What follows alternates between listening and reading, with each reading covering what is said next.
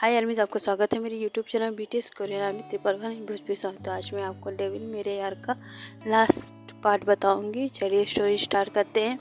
पिछले पार्ट में हमने देखा था कि सनाया और तेज जो कि इंटीमेट हो जाते हैं। ये सब सिर्फ सनाया का वहम होता है, वो सिर्फ सोच रही होती है, जो कि झट से अपने ख्यालों से बाहर आती है तो देखती है कि वो अभी पानी के नीचे खड़ी होती है।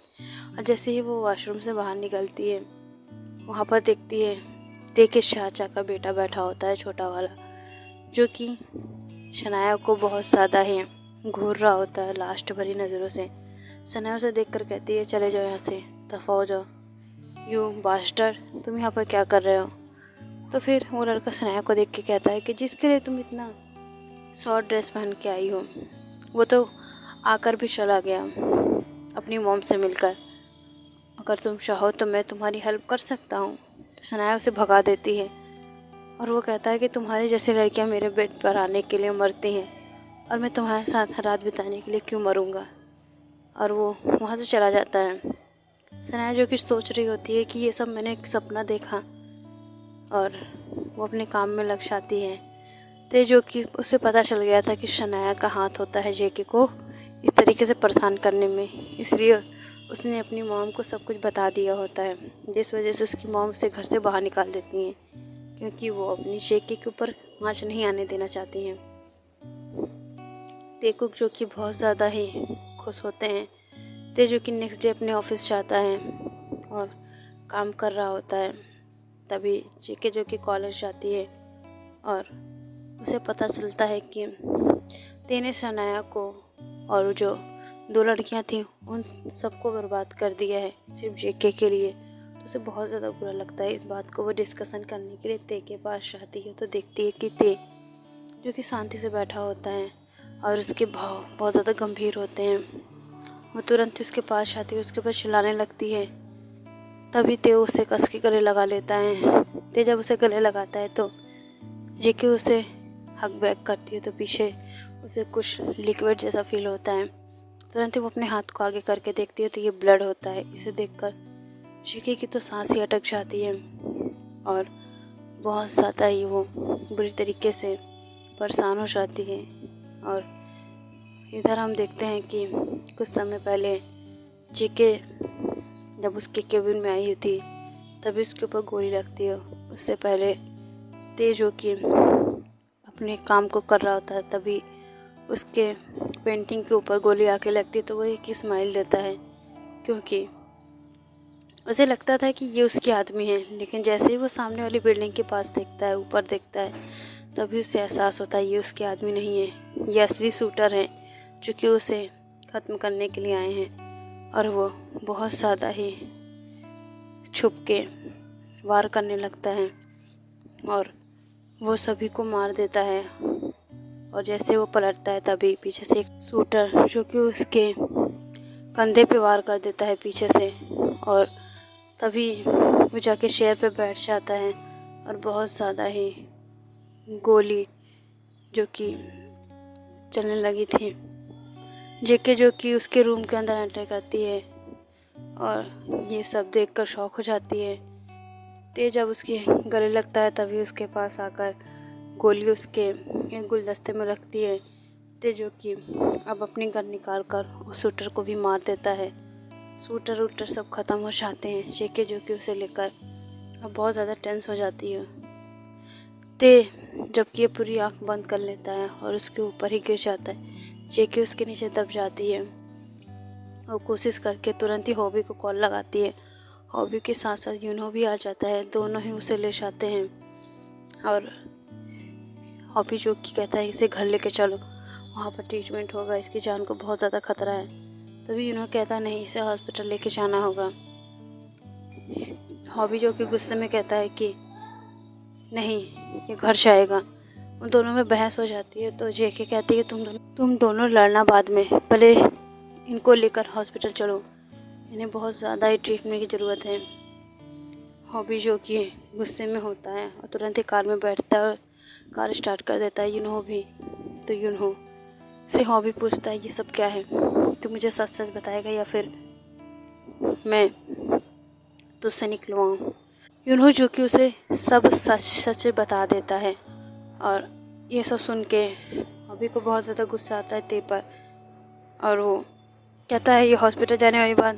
तो फिर यूनहो कहता है कि इसमें भी ते का प्लान होता है कि अगर वो हॉस्पिटल जाएगा तो फिर इसके जो शूटर होंगे, जो दुश्मन होते हैं, उन्हें पता चल जाएगा कि ये घायल है। इस वजह से वो लोग अपने बिल से निकल आएंगे। हॉबी जो कि कुछ नहीं कहता है। ते जो कि बहुत ज़्यादा ही चोट में होता है। जेके जो कि ये सब देखकर बहुत ज़्यादा ही रो रही होती है।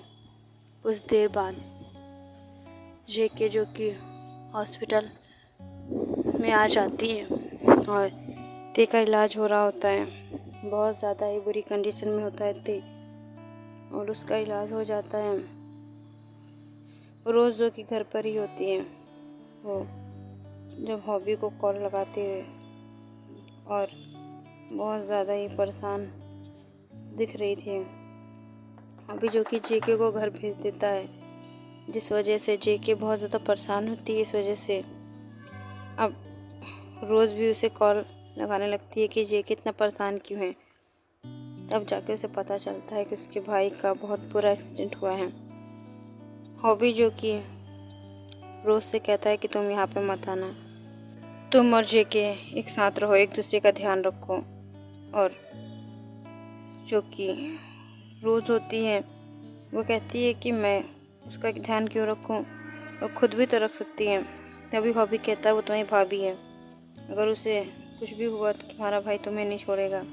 शराफत से उसका ध्यान रखो और उसे खाना पीना अच्छे से खिला दो, क्योंकि वो बहुत ज़्यादा ही परेशान है तुम्हारे भाई के लिए। जो कि रोज़ बहुत ज़्यादा खुश हो जाती है और कहती है कि वाह भाभी, भाई ने तो बहुत अच्छी भाभी ढूंढी है। अब वो उसके पास ही चली जाती है, उससे बातें करने लगती है, जिससे जेके को भी थोड़ा अच्छा फील होता है। कुछ देर बाद यूनहो और हॉबी ते को ले आते हैं और बहुत ज़्यादा ही प्यार से उसे बेड पर लेटाते हैं। बेड पर सोने के बाद जेके उसके पास आती है। रोज़ जो कि उसकी हालत देखकर रोने लगती है और वहाँ से चली जाती है। जेके जो कि वहीं बैठी होती है उसके पास, और वो पेट के बल लेटा होता है। उसके पीठ में पट्टियाँ बंधी होती हैं। जब जेके उसे ध्यान से देखती है तो वहाँ पर कुछ पुराने घाव होते हैं। उन्हें देखकर वो बहुत ज़्यादा ही परेशान हो जाती है। वो तुरंत ही हॉबी के पास जाती है और पूछती है कि देखो ये चोटें कब आई, आखिर इतनी बुरी तरीके से किसने मारा होगा। तभी हॉबी कहता है कि हम लोग जेल में थे एक साथ। जेके जो कि शौक हो जाती है, और जेल में क्यों। हॉबी जो कि पूरी बात बताता है। जेके जो कि रोने लगती है कि उसका प्यार इतना दर्द में था और उसे पता ही नहीं। ते जो कि अब जेके से बहुत ज़्यादा ही प्यार करने लगा था, और जेके भी, जिस वजह से उसे बहुत ज़्यादा ही पेन हो रहा था उसकी चोटों को देखकर। और वहाँ पर वो चली जाती है ते के पास और उसे हक करके वहीं सो जाती है। उसकी पीठ पर ही सो रही होती है। अगले दिन जब ते की आँख खुलती है तो उसकी पीठ पर कुछ भारी महसूस होता है। जब वो उठता है तो उसके ऊपर जेके होती है। जेके को इस तरीके से सोता देखकर वो तुरंत ही पलटता है, तो जेके जो कि उसके हिलते ही उठ के बैठ जाती है। ते जो कि जेके से पूछता है तुम यहाँ पर ऐसे क्यों सो रही हो, तुम्हें ठंड लग जाती तो। जेके जो कि कहती है कि तुम्हें तुम्हारे देखभाल कर रही थी कि तुम सही से रहो, इस वजह से मैं तुम्हारे ऊपर ही सो गई।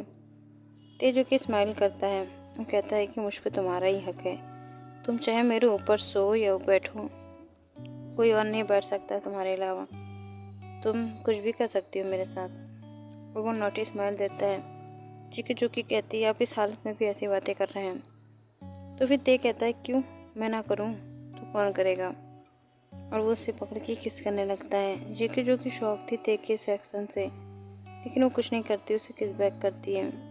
अब दोनों ही उन सब लोगों को पकड़ लेते हैं, हॉबी और यूनहो जो कि बहुत ज़्यादा शातिर होता है, उससे कोई बच नहीं सकता। इस वजह से वो ते के सारे दुश्मनों को मौत के घाट उतार देता है। उसमें से ते के ब्रदर्स भी होते हैं जो कि चचेरे होते हैं, और वो उन गुंडों को भी मार देता है।